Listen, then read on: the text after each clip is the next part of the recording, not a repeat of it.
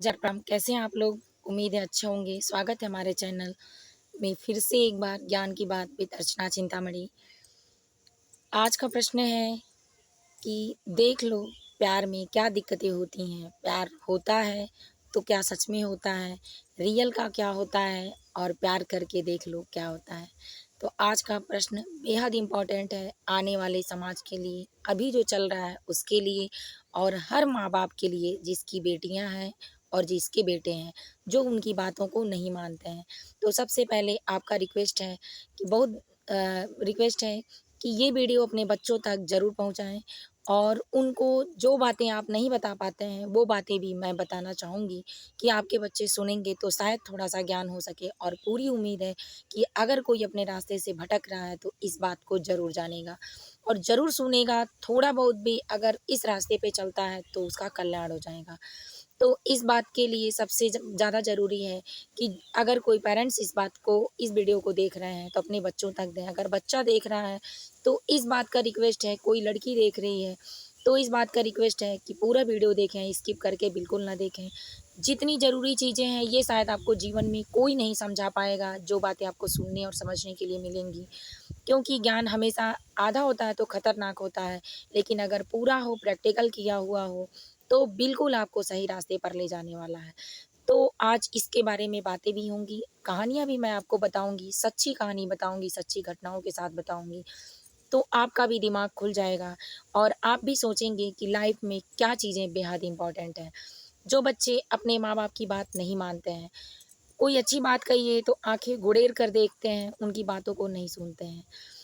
जो इस तरह के हैं कि हाँ भी कर देते हैं फिर भी उस काम को नहीं करते हैं।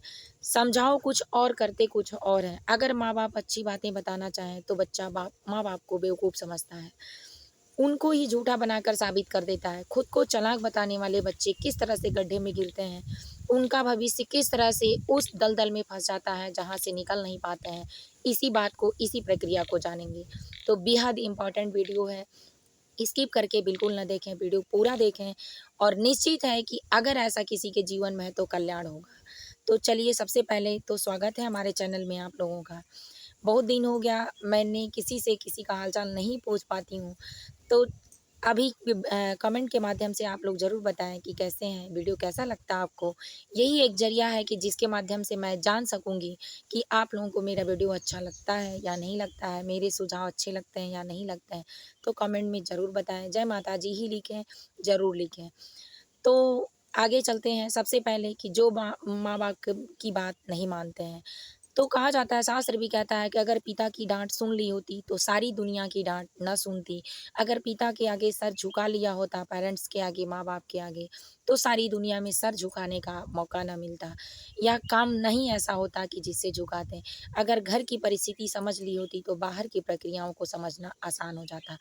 अगर घर की ज़िम्मेदारी निभा ली होती तो जो बाहर की ज़िम्मेदारियाँ हैं उसको बेहद आसानी से निभाया जा सकता था। अगर घर के प्यार को पा लिए होते तो बाहर के प्यार की ज़रूरत ही ना पड़ती। इसीलिए कहा जाता है, शास्त्र भी कहता है, पहले घर में दीपक जलाओ फिर बाहर दीपक जलाने की तैयारी करो। जिस तरह से गीता में लिखा है कि अंदर के दीपक अगर जल गए हैं तो बाहर के दीपक को आपको जलाने की कोई ज़रूरत नहीं है, क्योंकि बाहर का दीपक बाहर उजाला करेगा, लेकिन जो शरीर में अंधेरा है, उसका जो मन मस्तिष्क में अंधेरा है, वो उजाला जो दिमाग का, आपके दिल का, आपके विचार का और सत्संग का दीपक है, वही उजाला करेगा। दूसरा है कि अगर यही संस्कार मैंने घर से सीखे होते तो शायद दुनिया में जूता खाने वाला काम जो होता है वो ना होता। जो समाज में डंडे खाने वाला काम होता है, बेइज्जती वाला होता है, वो ना होता। आपने देखा होगा कि जो बच्चे प्रैक्टिकल के टाइम जो 5 साल से लेकर और बड़े होने तक की प्रक्रिया में अपने माँ-बाप की बात नहीं मानते हैं, उसकी हर ज़िम्मेदारी खराब हो जाती है। हर ज़िम्मेदारी में वो ओझल होता है। वो अपना 50% अगर अकल आने के बाद दे सकता है, तो 50% गायब होने के कारण उसकी सारी मेहनत पे पानी फिर जाता है। सिर्फ़ इसलिए क्योंकि जो उसको नॉलेज और ज्ञान जिस उम्र में होनी चाहिए थी, जहाँ से होकर उसको आगे बढ़ना चाहिए था, उस उम्र में आगे बढ़ जाने के सिवा वो उस उम्र में रुका हुआ है और उसी ज्ञान के कारण वो पीछे है और उसकी सारी मेहनतों पे पानी फिर जाता है। तो इसीलिए बच्चों से रिक्वेस्ट है, दरख्वास्त है इस चीज़ की कि सबसे पहले अपने माँ-बाप की बातों को माना करें। और एक उम्र के बाद अगर आगे बढ़ेंगे, अपने घर की ज़िम्मेदारियों को निभाएँगे, तो माँ-बाप के द्वारा जो शाबाशी मिलेगी आपको, उसमें आपका जो मन का मोटिवेशन होगा, जो आपके अंदर आने वाले सुविचार होंगे, वो स्पष्ट रूप से आएँगे और आपको सकारात्मक शक्ति दे के जाएँगे, आपको मेहनत करने की क्षमता दे के जाएँगे। आपको हर जगह से ऐसा सम्मान मिलेगा, जो काम आप नहीं कर पाएँगे, उसको भी करने की जो एक उम्मीद होती है, आशा होती है, किरण होती है, वो उजाला आपके जीवन में ले आएगा। क्योंकि जब एक ये ज़िंदगी भी एक सूरज की तरह है, जब चढ़ती है तो चढ़ते जाती है, तो क्या होता है पता नहीं चलता, लेकिन जब उतरती है, ढलती है, उतरते जाती है, तो आपको सब पता चलता है, लेकिन तब पता चलता है जब आपके हाथ से सारी चीज़ें निकल जाती हैं। तो इसीलिए चीज़ों को निकालने के पहले, उम्र को निकालने के पहले, अपनी प्रतिक्रिया को बढ़ाने के पहले, सबसे पहले ज़रूरी है कि आप कोई भी काम करें तो अपने माँ-बाप की सलाह से करें। जो करें अपने मन को स्वच्छ और सुंदर साफ रखकर भगवान से अगर निमंत्रण लें, आपका कोई नहीं है, तो भी आपको सही प्रतिक्रिया मिलेगी। अगर आप गलत रास्ते पे भी हैं, आपकी सोच सही है, आपके धर्म के मार्ग सही हैं, आपके विचार सही हैं, आपका आत्मा शुद्ध होना जानता है, तो समझ लीजिए कि आप गलत रास्ते पे भी जाके सही रास्ते पे चलना शुरू कर देंगे, क्योंकि अनाथ के नाथ भगवान होते हैं। तो इसीलिए और कहा जाता है कि जो पेरेंट्स होते हैं, उनके लिए एक छोटा-सा मोटिवेशन है कि खुश होती है ज़िंदगी तब जब बच्चे या जो अपने होते हैं अपनी बात मानते हैं। लेकिन जब नहीं मानते तो उम्र गुज़र जाती है सबको खुश करने में। जिसको खुश किए वो अपना नहीं होता और जो अपना नहीं होता वो कभी खुश नहीं होता। तो इसलिए रिक्वेस्ट है इस बात के लिए कि माँ-बाप को इस काम पे कभी पछतावा ना हो अपने बच्चों के प्रति। ऐसा सलाह दें, बच्चों को अपने सुख-दुःख के साथ ढालना कोशिश करें। और सबसे बड़ी बात है कि इस कहानी को सुनें कि लो कर लो प्यार और पता चल जाएगा कि क्या होता है। तो आज की कड़ी में बस यही मोटिवेशन ये है कि आप अगर किसी से प्यार करते हैं, तो प्यार की प्रतिक्रिया क्या होती है, आप भी देखे होंगे।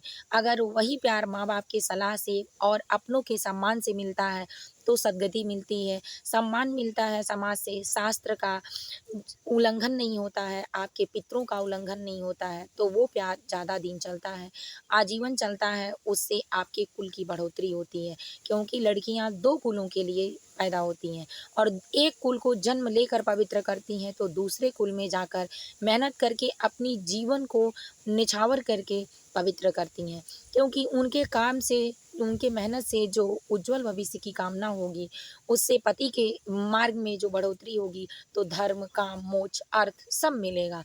लेकिन अगर यही प्रतिक्रिया लड़कियाँ अपने माँ-बाप के खिलाफ होकर घर से भाग जाती हैं, अपने माँ-बाप का इज़्ज़त उछालती हैं या कोई लड़का इस तरह का काम करता है, तो उसे माँ-बाप भले ही मुख से ना कुछ कहें लेकिन बद्दुआ निकलती है और कोई ऐसा माँ-बाप नहीं है कि जो अपने बच्चों को इस समय बद्दुआ ना दें।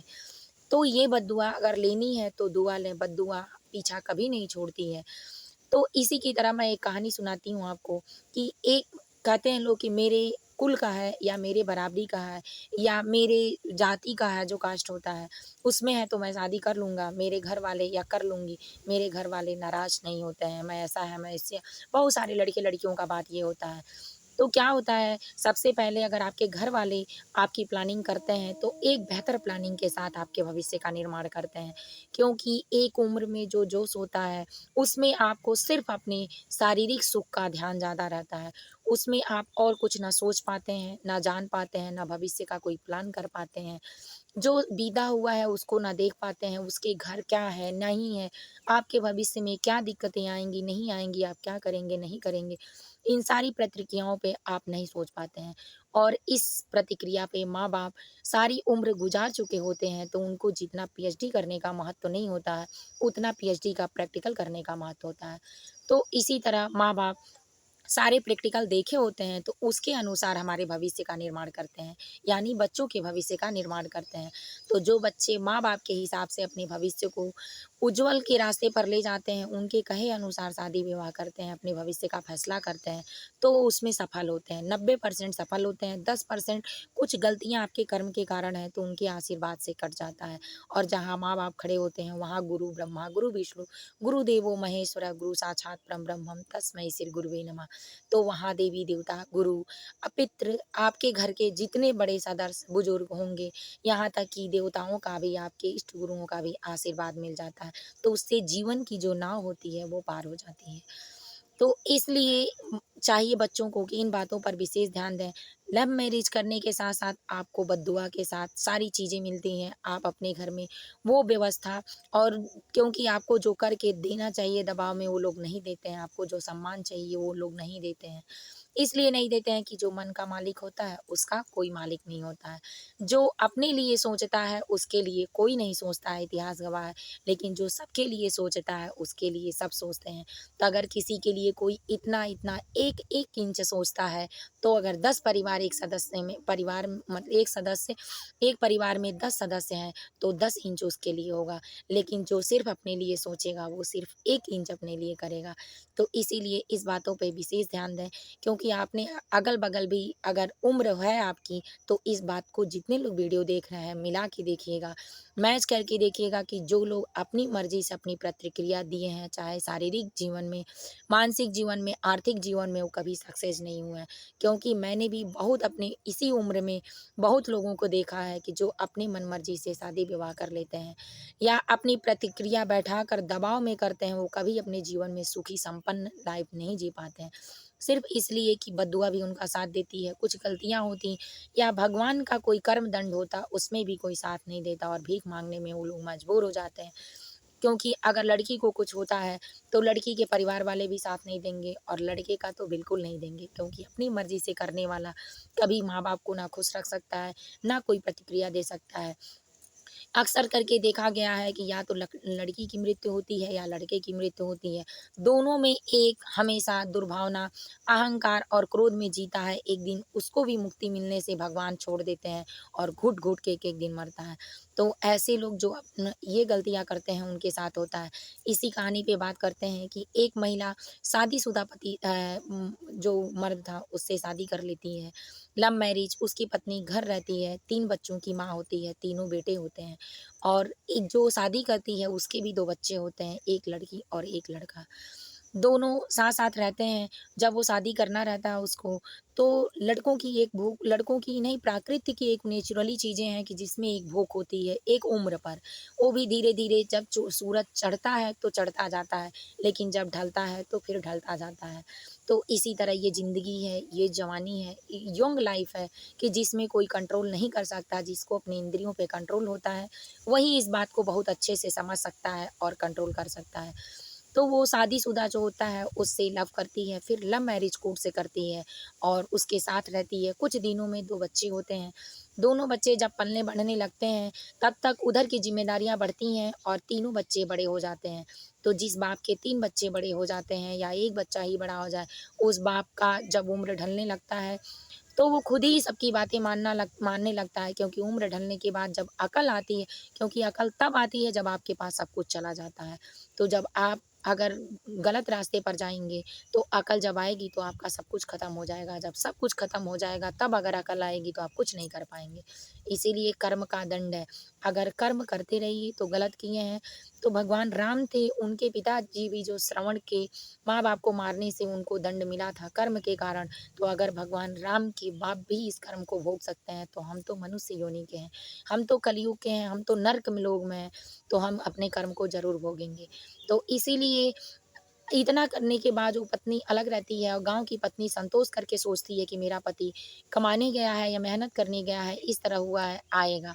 जब बच्चे बड़े होते हैं तो पति को खींच के लाते हैं, फिर घर से बाहर नहीं जाते हैं, बच्चे सारी प्रतिक्रिया निभाने लगते हैं और वो अकेली 2 बच्चों की परवरिश करती है। बाद में उसकी अनेक तबीयत खराब होना, टेंशन होना, नींद नहीं आना, परेशान होती है। उसके पास जब सत्य का ज्ञान होता है तो ना खाने के लिए रहता है, ना पहनने के लिए, ना बच्चों की परवरिश के लिए, ना किसी भी चीज़ के लिए, ना अर्थ है, ना कोई काम है, ना मोक्ष है, क्योंकि उसका कर्म ही गलत था। इसलिए कर्म का फल हमेशा गलत होता है, क्योंकि जो दूसरे के घर में आग लगाता है बसी-बसाई गृहस्थी में, उसके घर आग ज़रूर लगता है। जो दूसरे के जीवन में सुख में किसी को दुख जानबूझ के पैदा करता है तो उसके जीवन में दुख नहीं महादुख आता है। अगर आप किसी खेत में एक बीज डाल रहे हैं तो आपको 10 बीज के साथ वापस ला रहा है सुखी होने के लिए, क्योंकि उससे आपका पेट भरता है। तो ये समझ लीजिए कि ये कलयुग का महाअवतार है, जिसमें अगर आप एक किसी को झूठ या तकलीफ देते हैं तो वो बीज की तरह ही 10 वापस आएगा। तो इस बातों का विशेष ध्यान दें कि अगर आप भी इस तरह से चाहते हैं कि अपने सुखी और संपन्न जीवन को दें, तो आपको अपने भगवान के ऊपर निर्भर रहना होगा। आपको अपनी प्रतिक्रिया, अगर बच्चे हैं तो बिल्कुल बच्चों को नहीं करनी चाहिए, माँ-बाप की सलाह से ही सारे काम करने चाहिए, नहीं तो फिर वही होगा कि लो कर लो प्यार, देख लो ज़िंदगी। तो ऐसी विशेष बातें हैं और मुझे बहुत सारे ऐसे कमेंट भी आए थे कि इस बातों पे आप बताइए कुछ। तो ऐसी बातों पे विशेष रूप से ध्यान दें कि अगर आप अपने माँ-बाप के साथ हैं तो दुनिया की कोई ऐसी ताकत नहीं है कि जो आपको पीछे गिरा दे। आप वो हर मेहनत कर सकते हैं, क्योंकि माँ-बाप के प्यार में वो हर ताकत होती है कि जो आपको दुनिया से लड़ने की क्षमता देती है। लेकिन जिस दिन आप पत्नी के प्यार में पड़ेंगे, तो पत्नी के साथ आपको बोझ भी मिलेगा, दुनिया का सामना करने के लिए मिलेगा, अपने की प्रतिक्रिया भूल जाएगी। जो लोगों को आपको उपहार में देना होगा, सुख में देना होगा, सुविधाओं में देना होगा, वो नहीं देंगे, क्योंकि जब उन किसी का भी दिल दुखेगा तो आपको बद्दुआ के सिवा कुछ नहीं देगा। इसीलिए लव लाइफ़ बहुत कम सक्सेस होती है शास्त्रों के अनुसार। तो इस बात पे विशेष ध्यान दें कि अगर आप जो कर रहे हैं उसमें मेहनत और लगन के साथ करें, पूरी सफलता के साथ अपने पहले वर्क पे, अपने करियर पे ध्यान दें। अगर आप मजबूत हो गए तो आपको मिलने वाली हर चीज़ मजबूत होगी, सुंदर लगेगी, क्योंकि सुंदरता का निखार तब आता है जब उज्ज्वल भविष्य में मिलता है। अंधेरे में कम उम्र में अगर आपको उज्ज्वलता का विकास करना है तो आप सिर्फ़ बात को मान के कर सकते हैं। अगर माँ-बाप की बात को नहीं मानते हैं अपने पेरेंट्स को, तो आप अंधकार में ही जा रहे हैं, लेकिन आपको ज्ञान तब होगा जब आपकी सारी चीज़ें लुक जाएँगी। अगर वीडियो अच्छा लगा हो तो लाइक करना बिल्कुल ना भूलें। मेरे चैनल को इसी तरह के ज्ञानवर्धक वीडियो देखने के लिए सब्सक्राइब कर लें। शेयर करना बिल्कुल ना भूलें। कमेंट में ज़रूर लिखें कि कैसा लगा। जय माता जी, हर हर महादेव।